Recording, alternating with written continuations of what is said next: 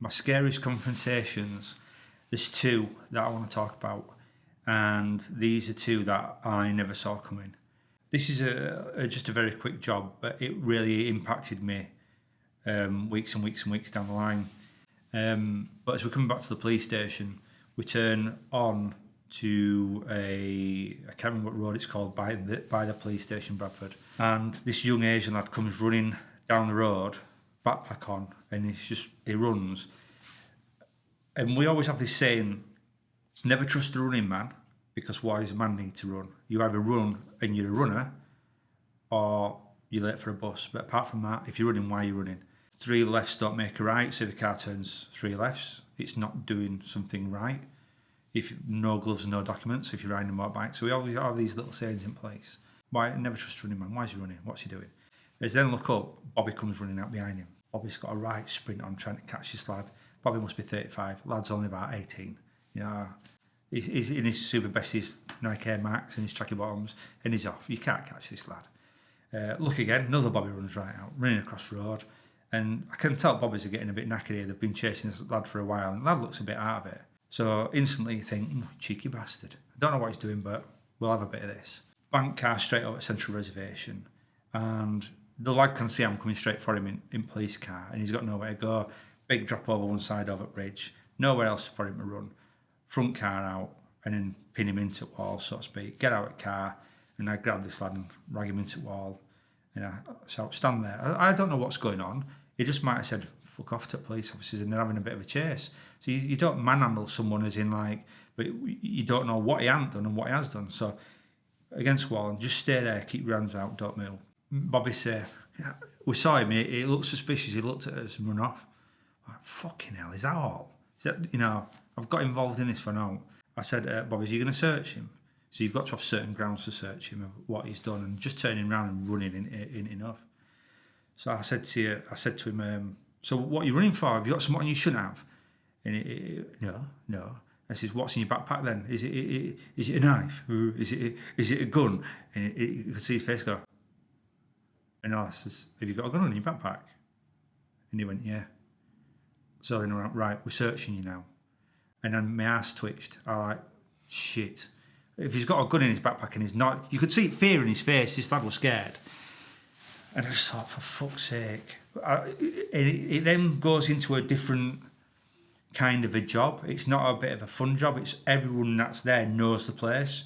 Everyone that's there is like switched on. You're on uber senses. Your bat sense, your spider sense, your Superman. It's all flowing around. Everyone's on tenterhooks.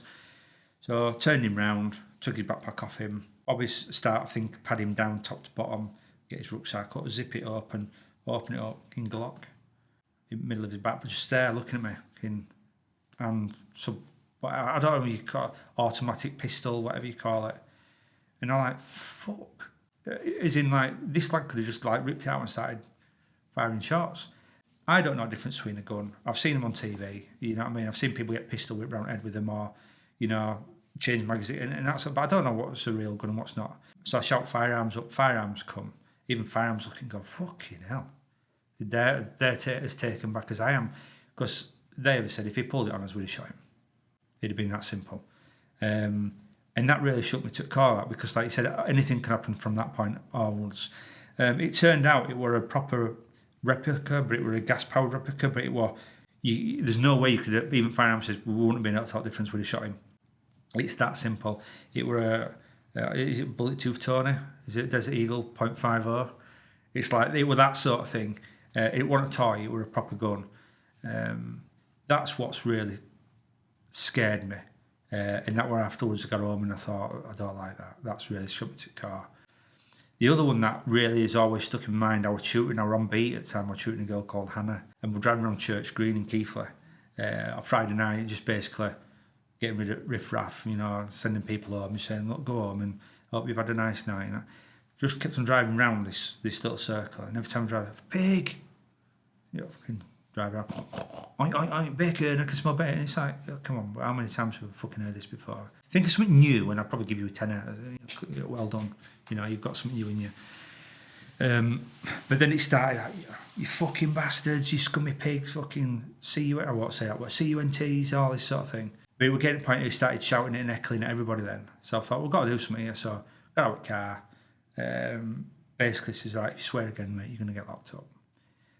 Please don't do it. And I think Hannah had 2 weeks in job. I was shooting Hannah. And he fucking swung for me.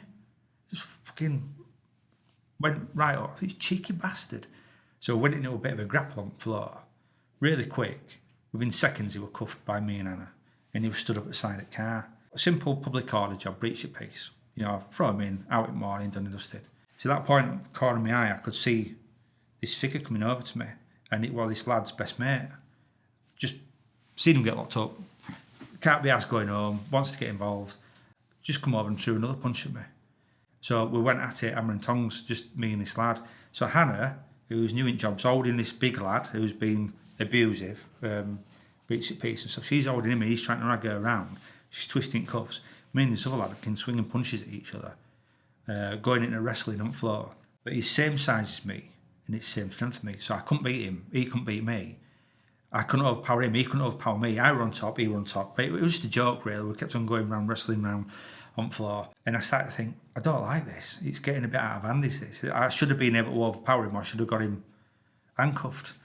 And I've done martial arts in the past, and I thought it'll be easy just to get a lock or a trap on him and stuff. And I just couldn't do it. It was that strong. When we were on the floor, I could just see something silver. Every time I moved, it was like glistening in light. Then I were on my back, and I put my arm up. As I put my arm up, his arm come over, a fucking knife in his hand. And he's trying, and I think it was 2006. Oh, no, 2005, I think. I think it was a Stannah knife off the top of my head. Or one of those like a box opener, cut a knife, something. Because he was still in his work clothes. He were a carpet fitter or something, you know, even at 10 o'clock at night on a Friday night. Because you take those things out with you, don't you? My dad's a bricklayer, and he takes like trowels out with him, stands in pub with a trowel and a hammer, just because you just do that. We start wrestling that, and then again, it's got to the point where this isn't fun now.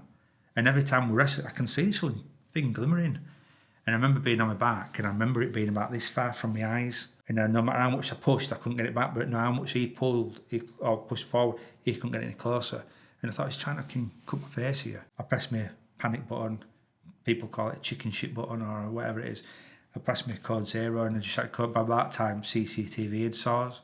And basically shouted at everyone saying, Ben's fighting code 0. And I remember these cars skidding up. But I remember laid on my back and he's fucking pushing his knife towards my head. And I just thought, I'm not bothered about getting a scar. It's part of growing up and getting hurt and getting scars. But I just didn't want one of these things all that, you know, across your eye. I mean, that might have looked quite good there, you know. I just didn't want this fucking thing down me or my eye poking out wrong. And all I remember is when he's on top of me, I just shut my eyes and I'm pushing and I just heard him go, like that. And kind of 3 bobbies had got him around his neck, pulled him off. And you just heard this, so he getting slapped about over the floor. And he got locked up. I think he did some prison time for that as well. But that one at times when you're thinking, you don't ever hear the fat fucking wheels come off here. But that one wheel had come off big time. And if it wasn't for the bobbies being so close, I don't think I had much left in me. I think I was... You might only fight for 30 seconds, 40 seconds, but the amount of adrenaline, the amount of muscle things to take, that's why boxers are so heavily trained and stuff for 12 rounds, where it is. I was shattered. After 30 seconds, I was shattered on the floor. And I just remember laying on the floor, not because it was like raining and stuff. I remember laying out raining, rain was going down back in my collar and in my shirt and on my pants, and thinking, I can't get off the floor. I'm just fucking so tired, I can't get off the floor. Just taking so much out of me. But that's one of the things that I'll always remember, that little bit of glimmer coming towards my eye, thinking like, lad's going to pop my eye out here or cut my face or something like that. So, yeah, they're some of my scariest confrontations. And I think if you join police or you're in police, you've got to be aware that these things can come. So if you are in police now, just be careful.